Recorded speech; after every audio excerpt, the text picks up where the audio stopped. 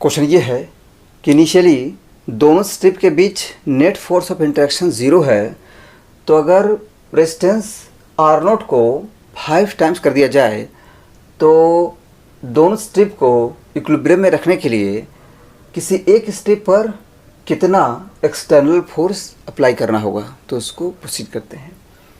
यहाँ पर कॉन्सेप्ट ये है कि दोनों स्ट्रिप एक पैरेलल प्लेट ऑफ कैपेसिटर की तरह बिहेव कर रहे हैं और साथ में एक पैरेलल करंट कैरिंग वायर की तरह भी बिहेव कर रहे हैं।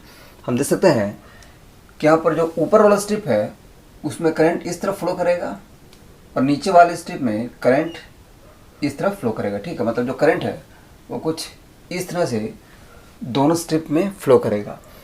अगेन यहाँ पर जो रेजिस्टेंस R0 है वो काफ़ी लार्ज है, इसी वजह से दोनों स्ट्रिप में चार्ज भी होगा। मान लेते हैं कि किसी स्टैंड पर ऊपर वाले स्ट्रिप में जो चार्ज है वो प्लस क्यू है, तो कंफर्म है कि नीचे वाले स्ट्रिप में जो चार्ज है वो माइनस क्यू होगा। ठीक है, तो हो ही रहा है कि दोनों स्ट्रिप में चार्ज है और जो चार्ज है वो इक्वल एंड अपोजिट है। चार्ज की वजह से दोनों स्ट्रिप के बीच अट्रैक्शन होगा और दोनों स्ट्रिप में जो करंट है तो करंट की वजह से दोनों स्ट्रिप के बीच रिपल्शन होगा और इस तरह से जो नेट फोर्स ऑफ इंटरेक्शन है वो 0 हो जाएगा। ठीक है, तो पहले हम ये फाइंड करते हैं कि चार्ज की वजह से दोनों स्ट्रिप के बीच कितना फोर्स ऑफ अट्रैक्शन है। मान लेते हैं कि जो फोर्स ऑफ अट्रैक्शन है वो F1 है। F1 will be charge into electric field. तो नेट इलेक्ट्रिक फील्ड मान लेते हैं E है। So we have force F1 equal to Q into E/2। ठीक है, Q is the charge on any one strip and E/2 is the electric field due to other strip. यहाँ पर जो net electric field है वो E है, तो confirm है कि किसी एक स्ट्रिप की वजह से इलेक्ट्रिक फील्ड E/2 होगा। This is equal to Q equal to CV, C into V and E is equal to V/B। Put करते हैं, ये हो जाएगा V/2B, that is CV square by 2B equal to C की value put करते हैं। C is equal to epsilon naught A/D। एक बात और कि यहाँ पर दोनों स्ट्रिप लॉन्ग है, लेकिन हमने क्या किया है कि स्ट्रिप के सिर्फ L लेंथ को कंसीडर किया है। So we have area of the strip equal to, ये हो जाएगा L into A by separation that is B।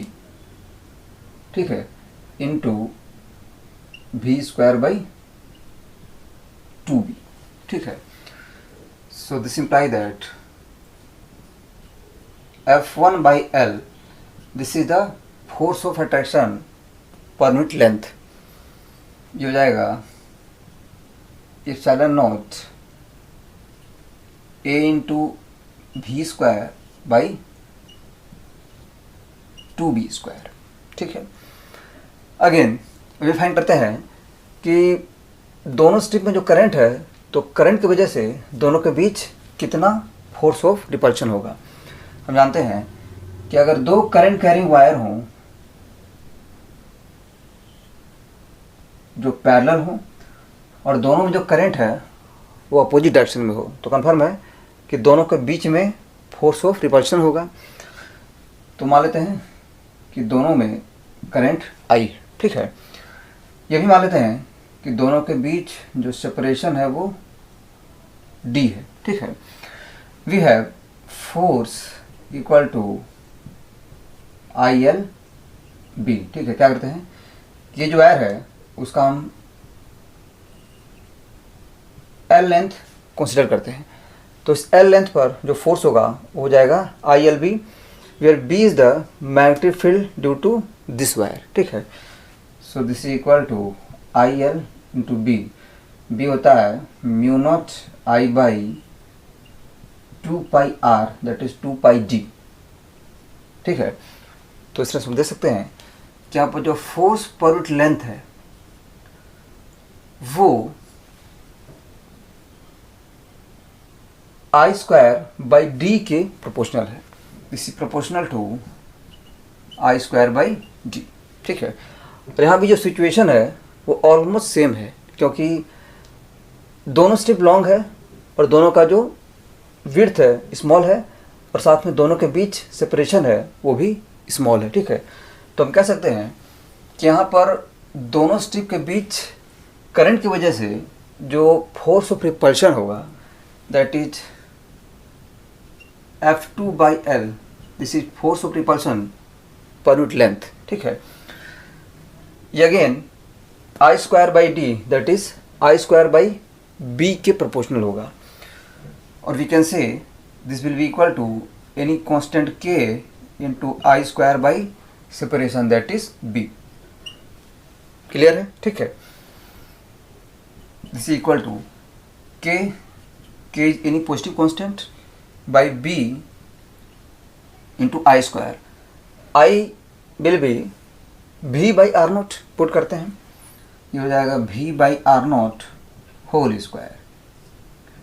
तो इस तरह से हम देख सकते हैं कि यहाँ पर जो F2/L है वो 1/R0 स्क्वायर के प्रोपोर्शनल है।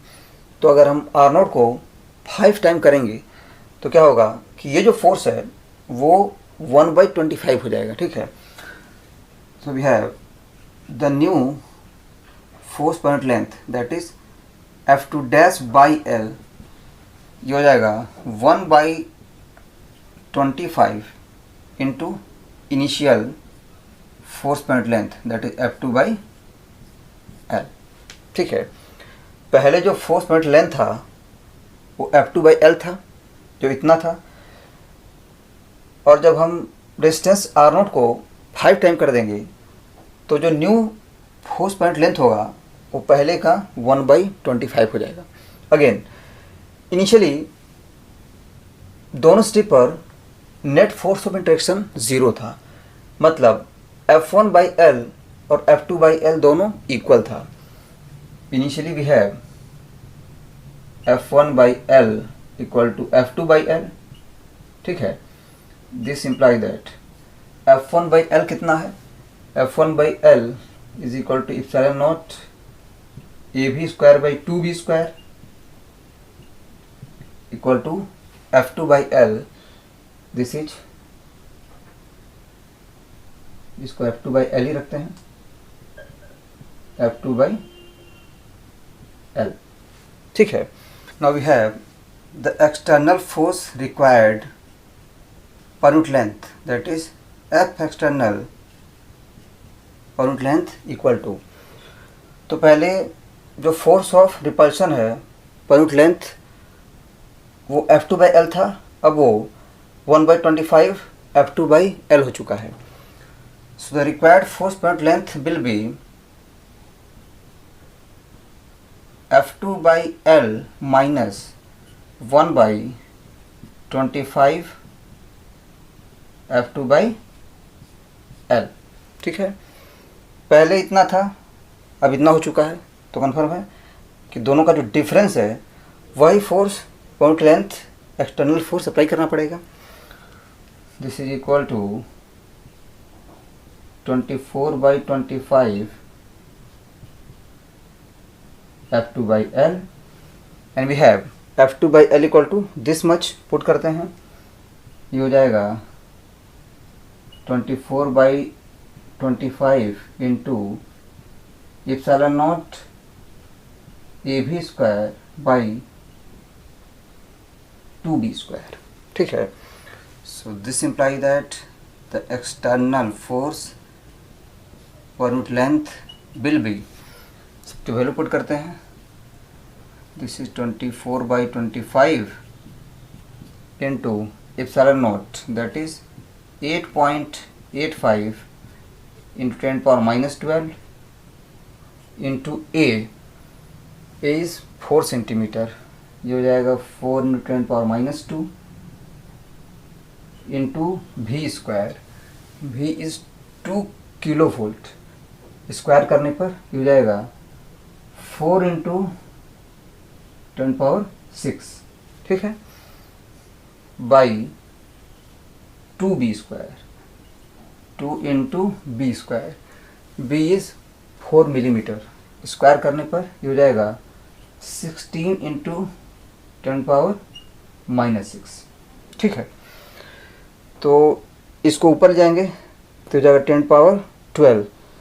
तो इस तरह से ये कैंसिल हो जाएगा, ये तीनों cancel.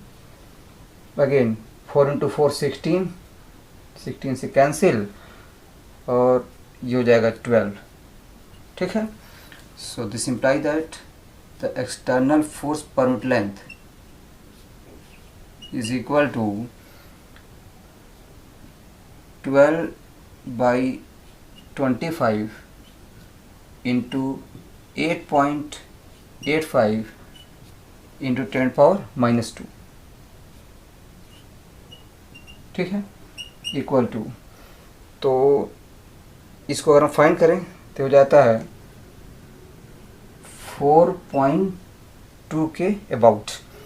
So this will B 4.2 into 10⁻⁻2 and finally this is equal to 0.042 Newton पर मीटर। ठीक है, तो इस तरह से इतना फोर्स पॉइंट लेंथ दोनों स्ट्रिप पे अप्लाई करना पड़ेगा ताकि वो इक्विलिब्रियम में रहे। ठीक है, तो आंसर हो गया और इस तरह से सॉल्यूशन हो गया। Thank you.